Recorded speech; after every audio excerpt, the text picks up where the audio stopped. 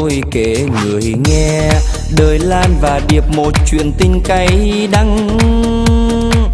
Lúc tuổi còn thơ tôi vẫn thường mong mơ đem viết thành bài ca. Thuở ấy Điệp vui như bướm trắng, say đắm bên Lan, Lan như bông hoa ngàn, thương yêu vô vàn, nguyện thề non nước sẽ không hề lìa tan. Chuông đổ chùa xa, chiều tan trường về Điệp cùng Lan chung bước. Cuối nẻo đường đi, đôi bóng hẹn mùa thi, Lan khóc đợi người đi. Lần cuối gặp nhau Lan khẽ nói, thương mãi nghe anh, em yêu anh chân tình.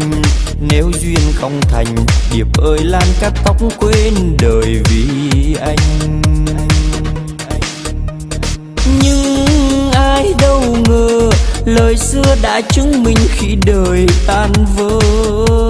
Lan đau buồn quá khi hay Điệp đã đi xây mộng gia đình.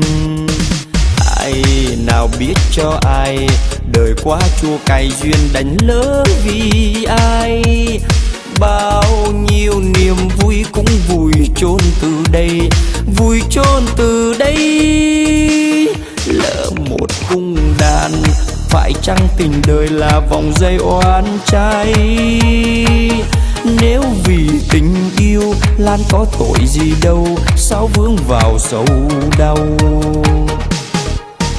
Nàng sống mà tim như đã chết, riêng bóng cô đơn, đôi môi xinh phai tàn. Thương thay cho nàng, buồn xa nhân thế náu thân cửa từ bi.